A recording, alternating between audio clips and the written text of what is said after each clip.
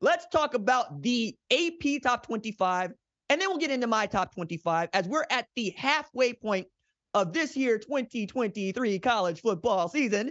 And the top 25 looks kind of sort of like what we might think it would have looked like at preseason, and really not at the same time. And off the rip, you see they got Georgia at number 1. You see they got Michigan at number 2. All right, I'm going to get into that just a little bit. But even further down, Penn State is getting penalized for covering the spread against UMass. Spread was 45.5. They put 63 up. They did not allow any points. Oklahoma slides on a week where they're off because they played their OU Texas game last week and Washington played its OU Texas game this week. Already, I got some bones to pick with the AP. But again, I want to start at the top here. I got Michigan as the number 1 team in the country, and I've had them for about 3 weeks here. Georgia is number 1 team in the country according to the AP because I guess they are just bored, because Georgia seems to be bored.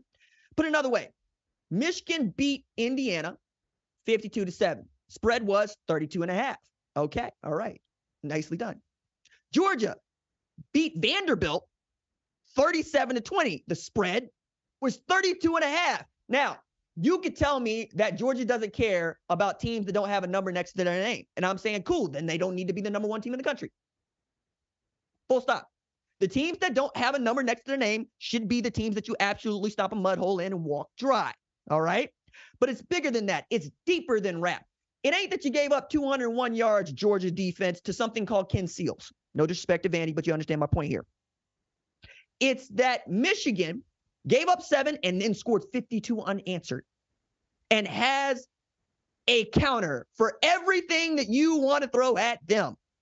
And when they make mistakes, and they do not make them according to PJ Fleck, who also got 52 put up on his skull just last week, they got this guy named J.J. McCarthy that can just make them right. He is doing the thing that I demand of a playmaker. He is making a bad play into a positive play. He is running away from defenders. He is able to find people open when he's supposed to. And then when they're on schedule, because they're rarely off, they got this outstanding offensive line that can mash anybody in front of them, while thunder and lightning in the form of Blake Corum and Donovan Edwards can run all the way through you. And they're still developing playmakers. We know that Roman Wilson is a dude. He's going to be challenging for the Biletnikoff Award. He'll probably be a Biletnikoff Award semifinalist here in just a couple of weeks. But they're developing guys like Tyler Moore, who had an outstanding punt return in this game, and also had 4 catches, 54 yards. They're developing guys like Colston Loveland, who I thought was going to have to step up in a big way, but I didn't expect him to have a bigger role at tight end than Eric All had last year, catching 3 passes, 80 yards, and a TD against Indiana. Michigan is the most complete team in the sport. They are also doing what we demand of number 1 teams in the country. They are undefeated, and they are dominating their competition. I'm going to respect that. If Auburn was doing that, I would respect that. If Louisville was doing that, I would respect that. It's got nothing to do with Michigan. Matter of fact, ask Michigan fans how much they like me. All right? That's where we're at right now. Okay? But they got the best team in the sport, certainly the best team ahead of the Mason-Dixon line. And I think that if they got into a national championship game against Georgia, they win that game. Such is what I've seen from Georgia so far. Take it a little bit further down. The Big Ten East is so top-heavy, man. I wish that we talked about the Big Ten East the way that we used to talk about the SEC West, because it wasn't that long ago that the SEC West was doing exactly what the Big Ten East is doing, and nobody in the SEC would shut up about it. Okay? So I'm not going to shut up about the Big Ten East, because Michigan is the number 1 team in the country to me, number 2 to the AP. Then you got Ohio State, number 3 for both of us, right? And then you've got Penn State, who I got at number 5 here, and they have at number 7. That's the top 3 teams in one division in one conference. Okay? Now, we're going to see some moving and shaking in there because that is the way of the divisions, right? You got to play in your conference and you got to play the best teams, which is why I'm not really getting mad about Michigan having played a soft schedule up until they got to play something called Penn State or something called Ohio State. The same difference for Penn State and Ohio State, because they have done what the SEC has done for the last 17 years, dog. And that's quite frankly, put cupcakes on the schedule and say, hey, our league is that good. We will have to face a top 5, a top 10 opponent in our league because it is that deep. Why put somebody on the schedule that might be able to beat us? There is no win in Michigan scheduling a Fresno State. They beat them, they're supposed to. They lose them, they're giving themselves an opportunity to be exited out of the playoff for no good reason. All right. So now that we got Michigan, Ohio State, Penn State, and that whole conversation is before us, I find it ridiculous that we aren't already hyping Ohio State, Penn State. I mean, it's Sunday afternoon for me, and I'm already ready for Saturday because that game is really going to be a college football playoff quarterfinal. Okay. It's going to be real difficult for the loser of that game to make the college football playoff. Not impossible, but extremely difficult. You really need to win this game to give yourself an opportunity to even do what Ohio State did last year, which is lose the game, not play in the Big Ten championship, and make the college football playoff. But it's really going to depend on how that game goes. It goes a lot like OU Texas or Washington, Oregon. You could see something going there. But again, Penn State took care of business. They're doing what I asked them to do to remain a top 5 team. I'm not going to penalize them for scoring 63 and giving up 0 just because they don't have a marquee win. Precisely because they got to play Ohio State on Saturday. So whether you like it or not, the ranking for Penn State and Ohio State is likely to change come next week, okay? Because one of those two is going to knock off a top 10 team. And if it's Penn State, it's on the road. If it's Ohio State, it's the best team you played, not named Notre Dame, who, oh, by the way, might not be as bad as we thought. And we're going to get into that in a little bit. So I don't particularly care about Washington being ahead of Penn State there. I think it's discourteous to Penn State because you're looking at that team going, yeah, we like what Washington did late against Oregon. And we know you won your game and we know you won all your games, but we're going to dock you because you didn't play Washington last week. You didn't play Oregon last week. Enough, man. And this is why some people are writing with saying we shouldn't take ranking seriously till November. Yeah, but where's the fun in that? All right. So Ohio State's strength is, again, going to be on display in this game. And how long has it been since we've said the Ohio State strength is the defense? All right. Whatever Jim Knowles has done in year 2 is working because this bend don't break. We're not going to allow explosive plays to score TDs. It's working for them. Like, I was looking at this and nobody has scored more than 17 on Ohio State all year in a single outing. As everybody agrees, this ain't the best Ryan Day offense that we've ever seen, and they're still building toward what they might be. At any given time, they've had Travion Henderson and Emeka Egbuka hurt. That's 2 of your 4 best playmakers, right? The offensive line is still trying to figure out what it's doing. Kyle McCord is just about to get his 8th start of his entire college football career, all while Marvin Harrison Jr. remains Marvin Harrison Jr. That dude's silly, right? Just silly. And as much as people want to say that Notre Dame's offense didn't do much against USC, I'm going to say that Notre Dame put up 48 on USC. This is the same Notre Dame that Ohio State held in check in South Bend, the same place where Notre Dame put 48 up on USC. I think it's a good football team, and I think it will continue to show that it's a good football team, but they got to get a win at the shoe for people to really start to believe that they can go into the game and win it, not just show up, right? Because right now, I've said it, Michigan's number 1 team in the country, and right now, I can't find a fault in who they are and what they represent, and if they do it the way they know how to do it, that's a tough team to win against. It's a tough team to win against. So let's go from the Big Ten conversation at the top to the Pac-12 conversation at the top, because on this with Lincoln Riley, I agree, and I was saying it before he did. The Pac-12 is the best conference in football, okay? It's the best conference in football, which says a lot about what Notre Dame is or isn't. I think we're still writing the book on what this team is going to be, and with 2 losses, they're getting to play faster and freer. They're not trying to play to win national championships. Now they're playing for that pride. And you could see that against SC. They took a lot of pleasure in handing USC its first L. One more L, and SC is not going to make the college football playoff, but this is not the end of the road for them. Now, I think the other thing to say about USC here is we saw the worst performance by a Lincoln Riley offense ever as he's head coach. This is a stat that producer Tyler unearthed. 4.1 yards per play for USC versus Notre Dame. That is the lowest yards per play for any Lincoln Riley offense at Oklahoma or USC. I said last night, I will repeat again. We saw Caleb Williams play the worst game of his career against Notre Dame.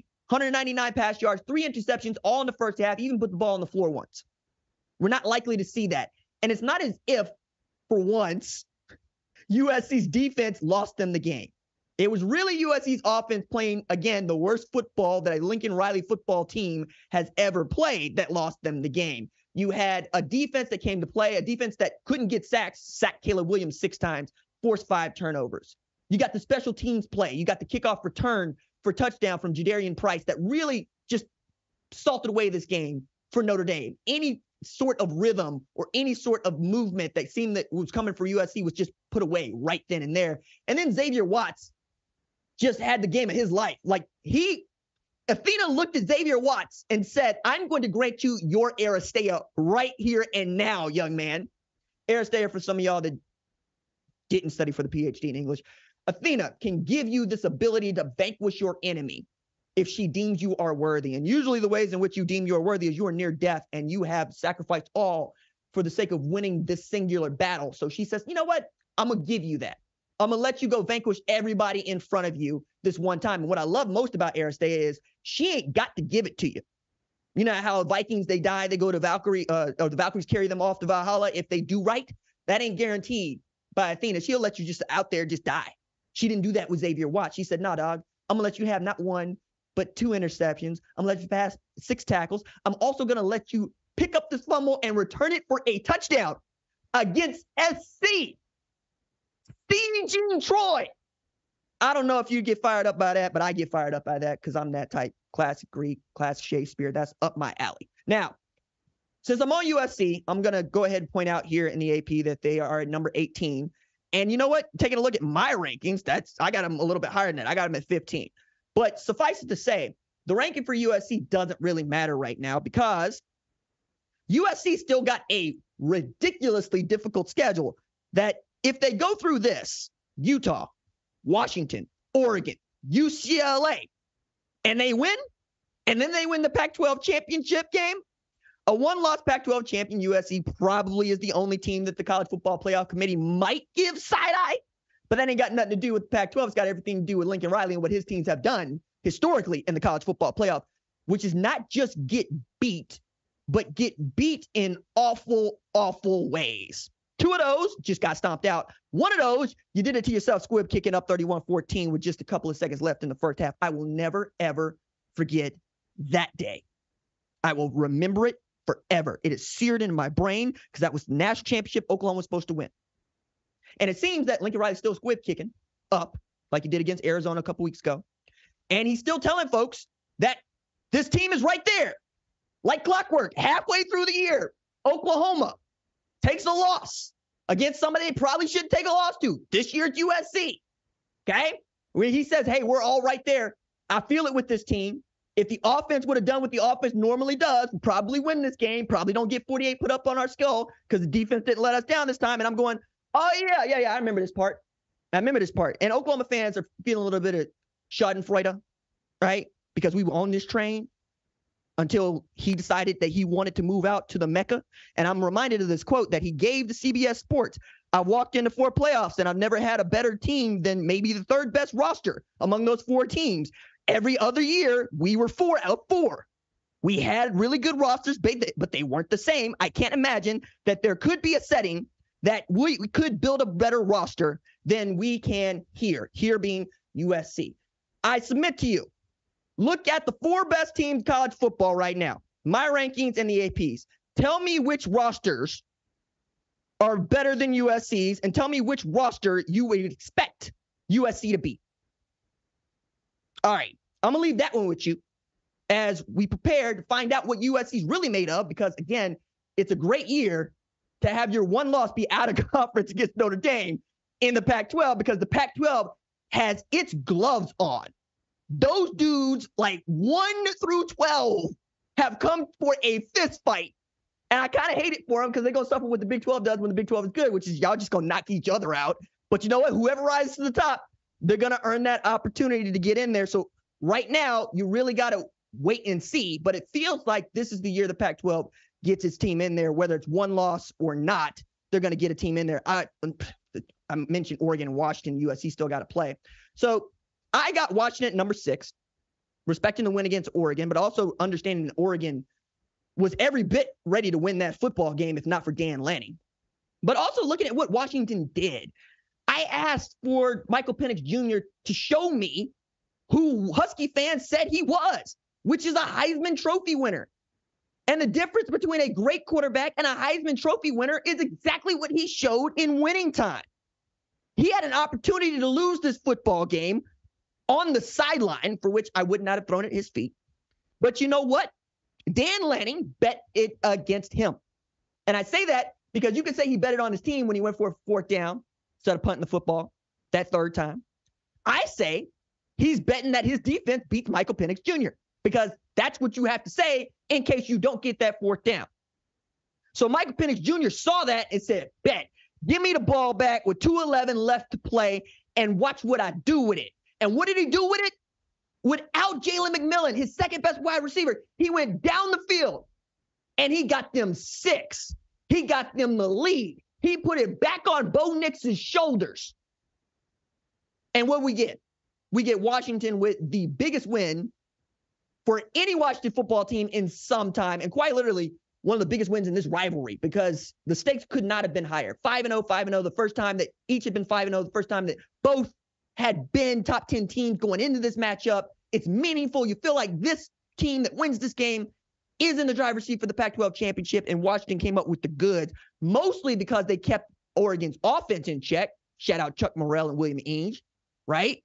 But also because they got that dude playing quarterback named Michael Penix Jr. I think right now, this is just the first of what is going to be, again, a thrilling set of games for both Washington and Oregon. And I mentioned USC because both Washington and Oregon have to go through SC, Oregon State, who looks about it, Utah, who also looks about it, and Washington State, who 2 weeks ago I thought was about it, now lost it to UCLA and Arizona. I don't know what they are except a toughed out because I don't think that there's any part of Washington State that looks like losing the Apple Cup to this Washington team or any Washington team. So if Washington is already kind of like SC, we might be able to handle, but that Washington State where things just go real weird, that's the one that might actually make them a little bit terrified. But again, you walk through that schedule, you go undefeated. You might end up being the number 2 team if, in the CFP if Michigan is undefeated, Ohio State's undefeated, whatnot. But if that's a one-loss team at the Big Ten, there's one-loss team in the SEC, there's no reason to believe that an undefeated Pac-12 champion isn't the 1 seed going into the college football playoff. And there are worse positions to be in, let me tell you, like being number 4 at Oklahoma in 2019. Okay, I'm telling you, the seeding matters. You're not going to think it matters, but it does matter. So the Pac-12 we know is kind of stacked. You look at my rankings, I got Washington, Oregon, I got Oregon State in there, Utah in there, SC in there. But now, you see that team at number 4 that was off this week. I got that team number 4 that was off this week because they're undefeated. And I'm not going to dock an undefeated team who just beat Texas in the Cotton Bowl convincingly for having an off week. Now, Oklahoma gets Central Florida, also coming off an off week, given they get back on it. But it's simple for OU. If you finish the second half like you did the first half, you're the number 1 team in the country. Okay? You're going to have an opportunity to probably play Texas again in the Big 12 title game unless somebody shows us some version of the Big 12 that we haven't yet, because right now it feels real top heavy. It feels like we're destined for a rematch there. You double up Texas, and this time you leave no doubt 20 miles down the road from the Cotton Bowl at Jerry World. It's going to be real difficult for people to look at a Brent Venables football team and not expect that football team to be great. Again, it's going to play on the minds of the College Football Playoff Selection Committee that they have put Lincoln Riley into a college football playoff, and he has done nothing but lose. And they put Brent Venables into a college football playoff, and you can count national championships. Okay? It matters. It really does. And the way in which you built that football team also matters. Brent has always valued defense over offense. So did Bob Stoops. Lincoln Riley's an offensive coach. Just going to mention that both Brent Venables and Bob Stoops have won national championships. And the only thing that the recent 40-year-old at USC has not done is that. So Oklahoma, take care of your business, continue to go about it, and ride that dude named Dylan Gabriel whenever you can. I hate the way that they run this war speed offense because I hate nothing more than 15-second 3-and-outs. But if that's the offense, that's the offense, because the defense been playing out of its mind. Maybe there's some magic. Dare I say Sooner magic, as much as I kind of hate that term. Dare I say Sooner magic in Norman. I don't say Sooner magic because that's the Kings thing. And people that say Sooner magic usually strike me as real lame. And now I've said it 3 times. So take with that what you will. All right. That is how I see my top 25, the AP's top 25. Lots of moving and shaking to be done. Thank you for watching the #1 college football show. Please remember to subscribe to the channel and like this video so that you don't miss any of the best college football coverage in America.